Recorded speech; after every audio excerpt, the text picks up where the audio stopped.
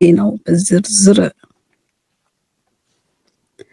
የመርማሪዎችን የወንጀል ተጠያቂነት ያጠበበውና ጥያቄ የተነሳበት ረቂቅ አዋጅ በአብላጫ ድምጽ ጸደቀ። የህዝብ ተወካዮች ምክር ቤት በወንጀል የተገኘ ንብረት ህጋዊ ማስመሰል እና ሽብርተኝነትን በገንዘብ መርዳት ወንጀልን ለመከላከልና ለመቆጣጠር የቀረበውን ረቂቅ አዋጅ በ3 ተቃውሞ በአንድ ድምጽ ተአቅቦ በአብላጫ ድምጽ አጸድቆታል። በዚህ አዋጅ መሰረት መሰል ወንጀሎችን ለመመርመር የተመደበ ሰው በግዴታው ላይ እያለ ከግድያ ወንጀል በስተቀር ለሚፈጽመው የወንጀል ድርጊት የወንጀል ክስ አይቀርብበትም በሚል መደንገጉ ጥያቄ አስነስቷል። ይህ ድንጋጌ በምርመራ ሽፋን የመንግስት ተቃዋሚዎችን፣ የመብት ተሟጋቾችን፣ ጋዜጠኞችንና ነጋዴዎችን ለማጥቃት የተረቀቀና የዜጎችን መብት የሚጎዳ ነው የሚል ተቃውሞ ገጥሞታል። በዋነኝነት የመንግስት ተቃዋሚዎችንና ዲሰንቶችን ተቃዋሚ ፖለቲከኞች መንግስት ውስጥ ሆነው የተለየ ድምጽ ያላቸውና መንግስትን የመተቸት አዝማሚያ ያላቸው ጋዜጠኞች፣ የሰብአዊ መብት አራማጆችን ነው ለመክሰሻ ያለው። አዋጁን ያዘጋጁት አካላት ግን የህጉ መንፈስ ይህ አለመሆኑን ይጠቅሳሉ። የመርማሪዎችን የወንጀል ተጠያቂነት ያጠበበውና ጥያቄ የተነሳበት ረቂቅ አዋጅ በአብላጫ ድምጽ ጸድቋል። የህዝብ ተወካዮች ምክር ቤት በወንጀል የተገኘ ንብረት ህጋዊ ማስመሰልና ሽብርተኝነትን በገንዘብ መርዳት ወንጀልን ለመከላከልና ለመቆጣጠር የቀረበውን ረቂቅ አዋጅ በ3 ተቃውሞ በአንድ ድምጽ ተአቅቦ በአብላጫ ድምጽ አጽድቆታል። በዚህ አዋጅ መሰረት መሰል ወንጀሎችን ለመመርመር የተመደበ ሰው በግዴታው ላይ ያለ ከግድያ ወንጀል በስተቀር ለሚፈጽመው የወንጀል ድርጊት የወንጀል ክስ አይቀርብበትም በሚል መደንገጉ ጥያቄ አስነስቷል። ይህን ድንጋጌ በምርመራ ሽፋን የመንግስት ተቃዋሚዎችን፣ የመብት ተሟጋቾችን፣ ጋዜጠኞችንና ነጋዴዎችን ለማጥቃት የተረቀቀና የዜጎችን መብት የሚጎዳ ነው የሚል ተቃውሞ ቀርቦበታል። አዋጁን ያዘጋጁት አካላት ግን የህጉ መንፈስ ይህ አለመሆኑን ጠቅሰው ዓላማው ሽብርተኝነትን መከላከል ነው ብለዋል። ሰለሞን ሙጬ ከአዲስ አበባ ዝርዝር ዘገባ አለው። የህዝብ ተወካዮች ምክር ቤት በወንጀል የተገኘ ንብረትን ህጋዊ ማስመሰልና ሽብርተኝነትን በገንዘብ መርዳት ወንጀልን ለመከላከልና ለመቆጣጠር ለማሻሻል የቀረበውን አዋጅ ቁጥር 780/2005ን በአብላጫ ድምጽ አሻሽሎ ሲያጸድቅ በማሻሻያው ከተካተቱትና ጥያቄ ካስነሱ ጉዳዮች አንዱ የዚህ ወንጀል መርማሪ ሆኖ ለሚሰየም ሰው በግዴታው ላይ ያለ ከአቅሙ በላይ በሆነ ምክንያትና ከፍቃዱ ውጪ ሆኖ ከግድያ ወንጀል በስተቀር ለሚፈጽመው የወንጀል ድርጊት የወንጀል ክስ አይቀርብበትም የሚለው ዋናው ነበር።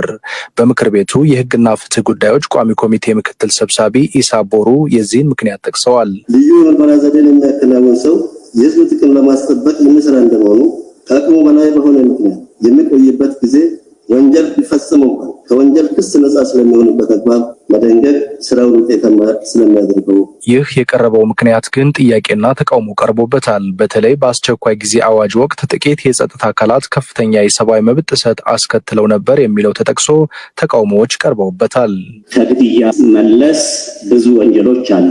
አካል ማጉደል አለ፣ ንብረት ማበላሸት አለ፣ ብዙ ነገሮች አሉና ይሄ ሰው በግዳጅ ላይ ያለ በስራ ላይ ያለ ለሚፈጽመው ወንጀል ከግድያ በስተቀር የሚለው ትንሽ ክፍተትን የሚፈጥርና ሰው እንደፈለገ እንዲሆን የሚያደርግ በመሆኑ መብቱን መዘርዘር ነው። ፖለቲከኞችን፣ የሰብአዊ መብት ተሟጋቾችን፣ ባለሀብቶችን፣ ጋዜጠኞችንና ታዋቂ ግለሰቦችን መብት የሚገድብ ነው የሚል ሀሳብ ነው ያለው።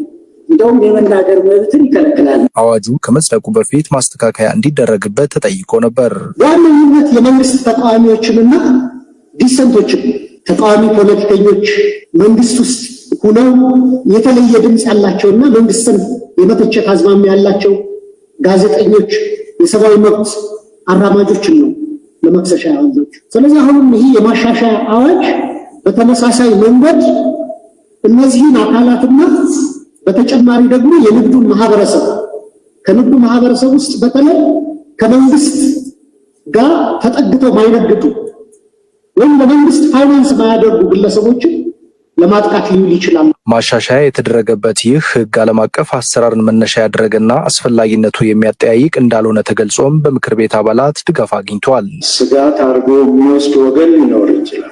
ግን ለምን ይሰጋል ነው ያ ወገን። በምክር ቤቱ የህግና ፍትህ ጉዳዮች ቋሚ ኮሚቴ ምክትል ሰብሳቢ ኢሳ ቦሩ ለተነሱ ዋና ዋና ጥያቄዎች ምላሽ ሰጥተዋል። እንደርከበድ የሚደረግ ልዩ ምርመራ መሆኑን የተከበረው ምክር ቤት አባል በደንብ መያዝ አለበት። ሌላው ዓለም አቀፉ የፋይናንስ ግብረ ኃይል ከሚሰጠው ምክር ተነስቶ ነው እነዚህ አንቀጾች ማሻሻል የተደረጉ። ስለዚህ እኛ ፖለቲከኞችን ሆን ብሎ ለማጥቃት በምን ተአምር ያለመ እንዳልሆነ በትክክል መያዝ አለበት። ይህንን ወንጀል ለመከላከል አስቸኳይ ሁኔታ ባጋጠመ ጊዜ መርማሪ ተብሎ የተጠቀሰው አካል የአቃቢ ህግ የበላይ ኃላፊ ሲፈቅድ ያለ ፍርድ ቤት ትዕዛዝ የወንጀል ፍሬን ተከታትሎ ለመለየት በባንክ ሂሳቦችና በሌሎች ተመሳሳይ ሂሳቦች ላይ ክትትል ለማድረግ የኮምፒውተር መረቦችንና ሰርቨሮችን ለመለየት መገናኛዎችን በክትትል ስር ለመዋል ወይም ለመጥለፍ የደብዳቤ ልውውጦችን ለመጥለፍና ለመያዝ እንዲችል ስልጣን ይሰጣል። ይህንንም በ48 ሰዓታት ውስጥ ለፍርድ ቤት ማሳወቅ ይኖርበታል ተብሏል። በዚህ ወንጀል ጥፋተኛ ሆኖ የተገኘ ሰው የንብረቱ መወረስ እንደተጠበቀ ሆኖ ከ15 እስከ 25 ዓመት ጽኑ እስራትና እስከ 1 ሚሊዮን ብር መቀጮ እንዳለውም ቅጣትን በተመለከተው የድንጋጌው ክፍል ተጠቅሷል። ኤርትራውያን ስልታዊ የመብት ጥሰት እየደረሰባቸው መሆኑን የመንግስታቱ ድርጅት ይፋ ባደረገው ዘገባ አጋለጠ። በፕሬዝዳንት ኢሳያስ አፈወርቂ የ3 አስርተ ዓመታት የስልጣን ዘመን ኤርትራውያን ከፍተኛ የመብት ጥሰት እየደረሰባቸው መሆኑን ያጋለጠው የተባበሩት መንግስታት የኤርትራ የሰብአዊ መብት ልዩ ዘገባ ነው።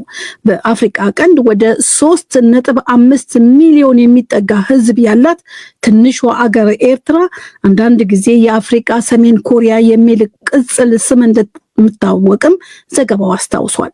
በዓለም ላይ ከመብት ጋር በተያያዘ ይፋ በሚደረግ የሀገራት መመዘኛ መዘርዝር ኤርትራ ሁሌም መጨረሻ ቦታ ላይ እንደምትገኝ ዘገባው አክሎ ያሳያል። ድንበር የለሹ የጋዜጠኞች ድርጅት ሪፖርተርስ ዊዛውት ቦርደርስ በፈረንጆቹ 2022 ይፋ ባደረገው የሰብአዊ ልማት የመመዘኛ መዘርዝር ኤርትራ ከ175 ሀገራት 175ኛ ሆና መጨረሻ መቀመጧ ተመልክቷል። በተባበሩት መንግስታት የሰብአዊ መብቶች ጉዳይ የኤርትራ ልዩ ዘጋቢ መሐመድ አብደል ሰላም ቢከር ትናንት ሰኞ ጄኔቫ ስዊዘርላንድ ላይ በተካሄደው የመሪዎች ጉባኤ ላይ እንደተናገሩት በኤርትራ የሚታዩት የመብት ጥሰቶች ስልታዊ ናቸው፣ አስቸኳይ ተጠያቂነት አስፈላጊ ነው ብለዋል። ኤርትራ ነፃነቷን ካገኘች ጀምሮ በኢሳያስ አፈወርቂ መሪነት በነጠላ ፓርቲ ከ30 ዓመታት በላይ ስትመራ መዘልቃለች። ፕሬዝዳንት ኢሳያስ ተቃዋሚዎችን በኃይል በማፈን ለተደጋጋሚ ጊዜያቶች ተቃዋሚዎቻቸውን በአስፈሪ ሁኔታ ለብዙ አስርተ ዓመታት ያለ ፍርድ አስረው ይገኛሉ።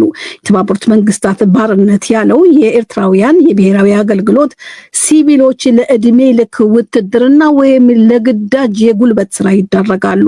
የተባበሩት መንግስታት የሰብአዊ መብቶች ልዩ ዘጋቢ መሐመድ አብደል ሰላም ከ10 ዓመታት በላይ ያለ ፍርድ እስከ ክስ በኤርትራ የታሰራችሁ ሁሉ ስማችሁ ከፍ ብሎ መጠራቱ ይቀጥላል ሲሉም ተናግረዋል። በጄኔቫ የተባበሩት መንግስታት ድርጅት የኤርትራ ተወካይ ሀብቶም ዘርአይ በበኩላቸው ይህ ዘገባ ተጨባጭነት፣ ግልጽነት፣ ተጠያቂነትና ሚዛናዊነት የጎደለው ሲሉ አጣጥለውታል።